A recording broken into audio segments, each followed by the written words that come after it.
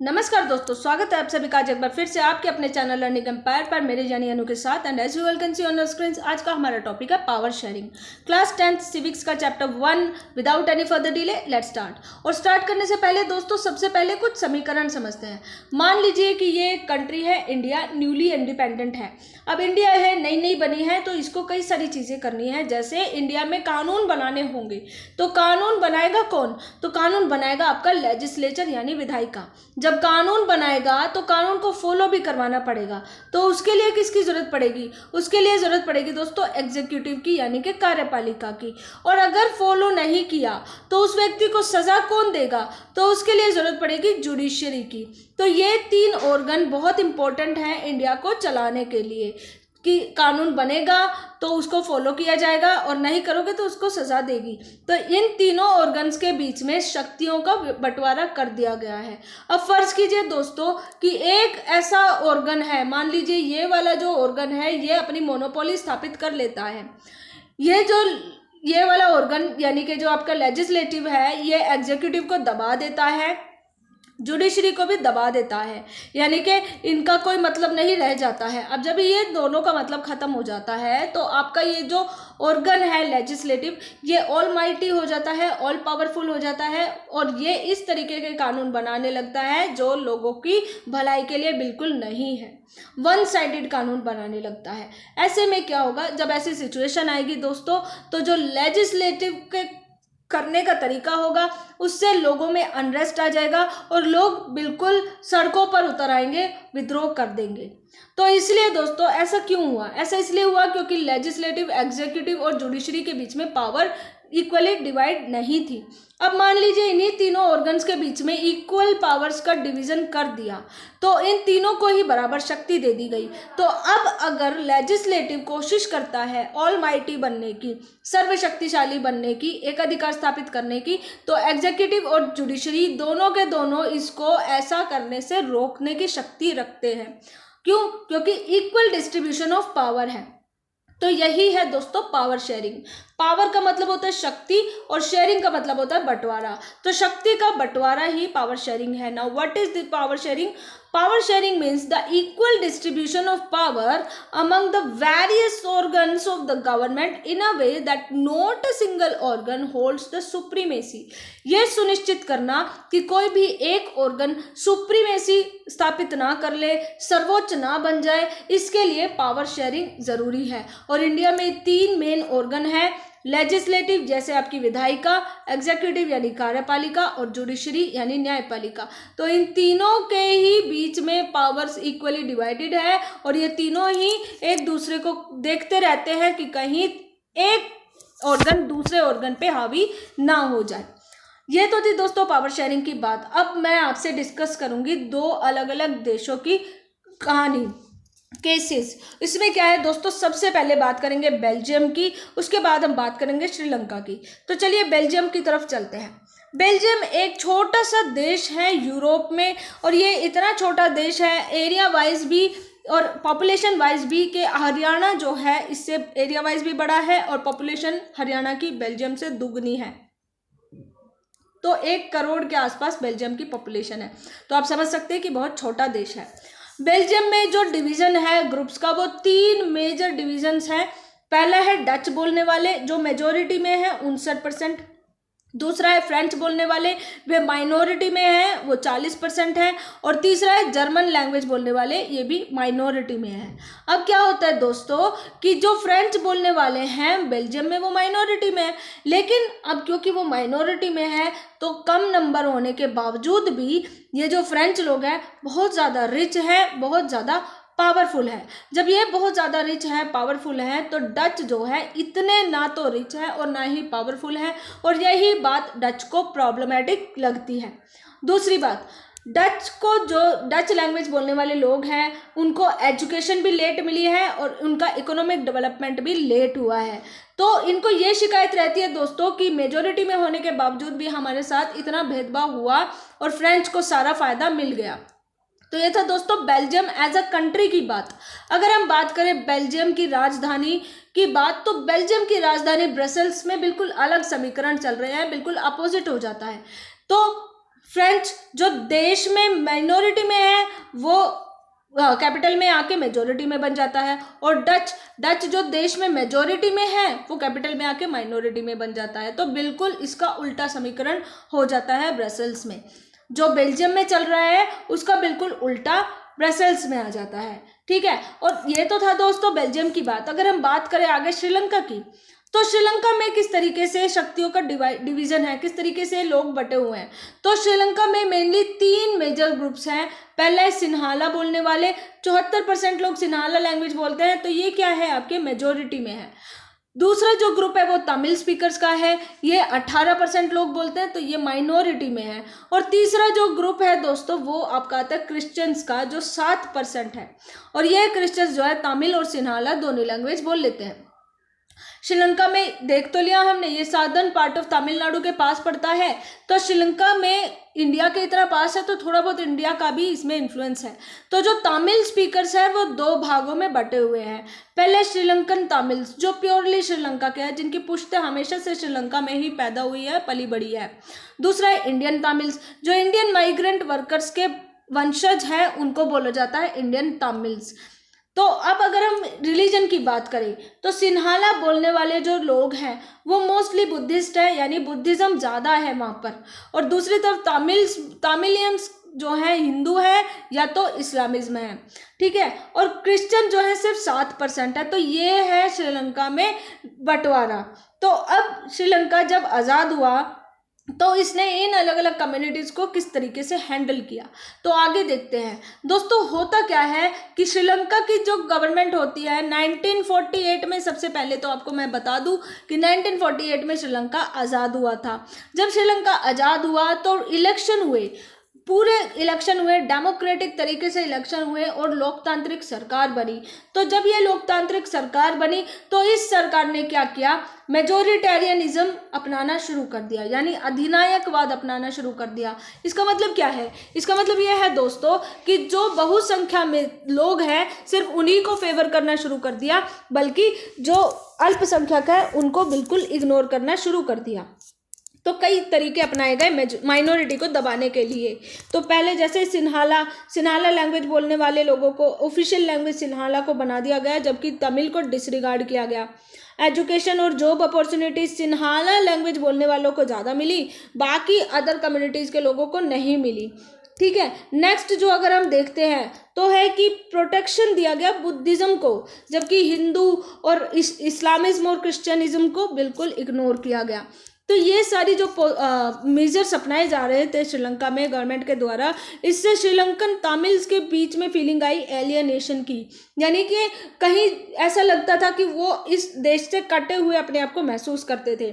दूसरा, उनको ये फीलिंग भी आती थी कि उनकी लैंग्वेज और उनकी कल्चर अब बहुत ज़्यादा खतरे में है। और जब लोगों के मन में ये फीलिंग आ जाती है दोस्तों, तो शुरू होता है विद्रोह की आग श्रीलंका में सुलगने लगी थी। और रिजल्ट क्या रहता है कि श्रीलंका के तमिल्स जो हैं 3 मेजर डिमांड रखते हैं। पहली डिमांड तो यह है कि तमिल को ऑफिशियल लैंग्वेज बनाया जाए। दूसरी डिमांड यह है कि तमिल मेजॉरिटी एरियाज जो हैं, यानी जिन एरियाज में तमिल सबसे ज़्यादा है उन एरियाज में तमिल को सबसे ज़्यादा ऑटोनॉमी दी जाए। तीसरी जो डिमांड थी कि अपॉर्चुनिटी मिले, बराबर की अपॉर्चुनिटी मिले एजुकेशन और जॉब्स में हर किसी को। तो सरकार ने तीनों ही मांगों को मानने से मना कर दिया, स्पेशली दूसरी मांग को, ऑटोनॉमी वाली मांग को तो बिल्कुल ही सिरे से नकार दिया। इससे क्या होता है दोस्तों कि 1980 आते आते तक पॉलिटिकल ऑर्गेनाइजेशंस बनाना शुरू कर देते हैं तमिलियंस, और उनकी एक डिमांड रहती है कि नॉर्थ और ईस्ट जो श्रीलंका के भाग हैं उनमें तमिल्स को ही तमिल एलम बनाई जाए, यानी कि तमिल स्टेट्स बनाई जाए।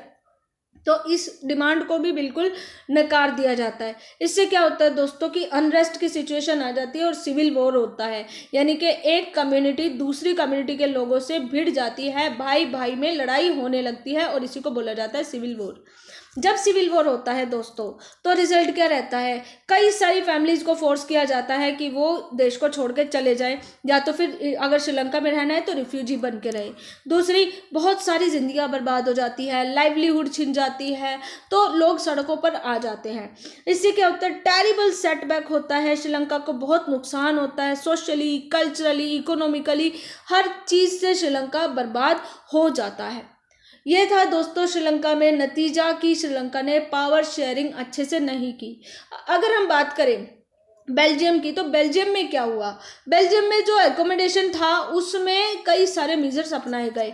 जैसे 1970 से 1993 तक 4 बार बेल्जियम के कॉन्स्टिट्यूशन को अमेंड किया गया, मतलब उसमें बदलाव किया गया। और क्यों किया गया, ताकि ये सुनिश्चित किया जा सके कि हर कोई व्यक्ति, चाहे वो मेजॉरिटी में हो चाहे माइनॉरिटी में हो, एक साथ खुशी खुशी रहे। तो इक्वालिटी स्थापित करने के लिए 4 बार बेल्जियम ने अपने कॉन्स्टिट्यूशन को अमेंड किया। उससे 4 मेन चीज़ें निकल के आई।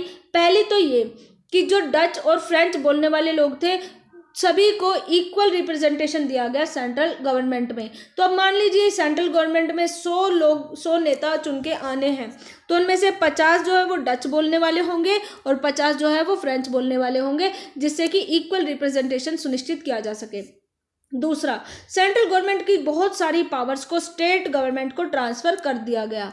तीसरा जो था कि ब्रसेल्स, जैसे मैंने आपको बताया कि राजधानी में बिल्कुल अलग समीकरण चल रहे थे, तो ब्रसेल्स में सेपरेट गवर्नमेंट आई, और इसमें भी क्या हुआ कि दोनों ही कम्युनिटीज़ को इक्वल रिप्रेजेंटेशन दिया गया, यानी कि डच को भी इक्वल रिप्रेजेंटेशन दिया गया और फ्रेंच बोलने वाले लोगों को भी इक्वली ही रिप्रेजेंटेशन दिया गया।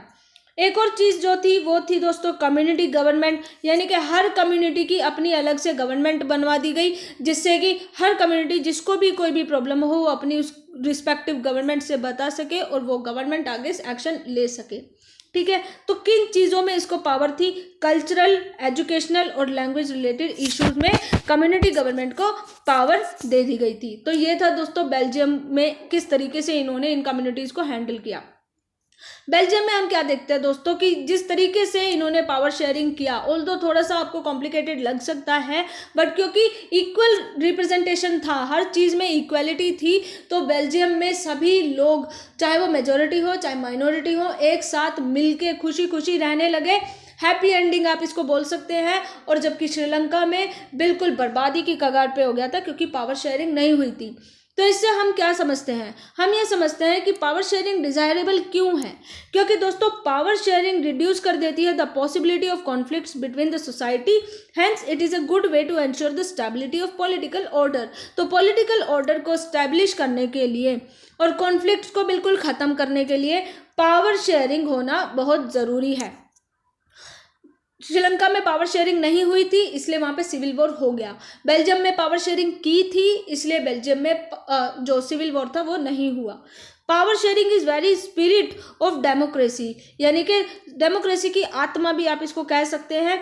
अ democratic rule involves power with those affected by its exercise and who have to live with its effects. तो यानी कि पावर शेयरिंग डेमोक्रेसी में कैसी होती है, जिस व्यक्ति ने कानून बनाया है और जिस व्यक्ति को कानून फॉलो करना है, उस कानून का दोनों के ऊपर भी बराबर तरीके से असर पड़ेगा। तो ये डेमोक्रेटिकली पावर शेयरिंग है। तो इसलिए दोस्तों शक्ति साझा करना इंपॉर्टेंट हो जाता है। क्यों? क्योंकि अनरेस्ट की सिचुएशन नहीं आती है। आगे अगर हम बात करें दोस्तों कितने तरीके से हम पावर को डिस्ट्रीब्यूट कर सकते हैं, पावर शेयरिंग के कितने तरीके हो सकते हैं, तो 4 मेन तरीके हो सकते हैं पावर शेयरिंग के। पहला जो है हॉरिजॉन्टल डिस्ट्रीब्यूशन ऑफ पावर, यानी कि जो ऑर्गन्स हैं आपकी सरकार के, उनमें पावर्स को हॉरिजॉन्टली डिस्ट्रीब्यूट कर दिया जाए, यानी इक्वली डिस्ट्रीब्यूट कर दिया जाए, एक ही लेवल पे डिस्ट्रीब्यूट कर दिया जाए। जिससे क्या होगा, यदि एक ऑर्गन जो है अपनी मोनोपोली स्थापित करने की कोशिश करेगा, तो बाकी 2 ऑर्गन जो है उसको वहीं पे रोकने की कोशिश करेंगे। ये अभी हाल ही में हमने पढ़ा है। तो यही है कि लेजिस्लेचर, एग्जीक्यूटिव और जुडिशरी के बीच में पावर्स को डिवाइड करना, तो इसको बोला जाता है दोस्तों हॉरिजॉन्टल डिस्ट्रीब्यूशन ऑफ पावर। और इसका दूसरा नाम है the system of check and balances. क्यों? क्योंकि ये तीनों ही जो ऑर्गन्स हैं एक दूसरे को चेक एंड बैलेंस करते रहते हैं, देखते रहते हैं कि कहीं कोई मोनोपोली स्थापित ना कर ले। दूसरा जो फॉर्म है वो है फेडरल डिवीजन ऑफ पावर्स, यानी सेंट्रल गवर्नमेंट और स्टेट गवर्नमेंट दोनों के पास पावर रहेगी, बराबर नहीं रहेगी पर हाँ पावर रहेगी, ठीक है। तो इसको बोला जाता है federal division of power. Again ये आपको इंडिया में देखने को मिलेगा। तो वही है power sharing among governments at different levels between central government यानी federal government and state government, ठीक है। तो सेंट्रल गवर्नमेंट को भी पावर मिलेगी और स्टेट गवर्नमेंट को भी पावर मिलेगी। तो सेंट्रल गवर्नमेंट को फेडरल गवर्नमेंट भी बोल सकते हैं और यूनियन गवर्नमेंट भी बोल सकते हैं। ये थे दो रूप। बाकी दो रूप अगर हम डिस्कस करें दोस्तों, तो तीसरा रूप ये है कि power sharing among different social groups, जैसे कि हमने कम्युनिटी गवर्नमेंट में देखा था बेल्जियम में, उसी तरीके से अलग अलग रिलीजन, अलग अलग लिंग्विस्टिक ग्रुप्स में भी पावर शेयरिंग हम कर सकते हैं। लास्टली जो हम बात करें तो power sharing can also be in the way political parties, pressure groups and movement control और इन्फ्लुएंस दोज इन पावर, यानी कि पॉलिटिकल पार्टीज के ऊपर अगर जनता प्रेशर डाले तो उस प्रेशर से भी पावर शेयरिंग जो है इफेक्ट हो सकती है। तो when two or more parties form an alliance to contest election, if their alliance is elected they form a coalition government and thus share power। तो वही है दोस्तों, जैसे जनता ने मान लीजिए 3 पार्टीज खड़ी हुई है, 4 पार्टीज खड़ी हुई है मान लीजिए, तो कुछ पार्ट इसको दिया, कुछ वोट इसको दिए, कुछ वोट इसको दिए, कुछ वोट इसको दिए, मतलब मेजॉरिटी इनमें से किसी की भी नहीं आई, ठीक है। तो मेजॉरिटी के लिए इनको क्या करना पड़ा, इन तीनों चारों को एक साथ आना पड़ा। जब ये तीनों एक साथ आए तो इन तीनों ने एक साथ आके गवर्नमेंट बनाई और उसको क्या बोला जाता है, गठबंधन की सरकार, कोalition गवर्नमेंट बोला जाता है। और कोalition गवर्नमेंट में इन तीनों ही पार्टीज के जो नेता होंगे वो इक्वली पावर को शेयर करेंगे और इस तरीके से इंडिया पे रूल्स एंड रेगुलेशंस करेंगे, इस तरीके से सरकार चलाएंगे। तो आई होप दोस्तों आपको आज का हमारा सेशन समझ में आया होगा। अगर कोई क्वेरी है तो let me know in the comment section. To be continued tomorrow, subscribe to our channel and press the bell icon for more updates and yes most importantly stay home, stay safe, God bless you all, जय हिंद।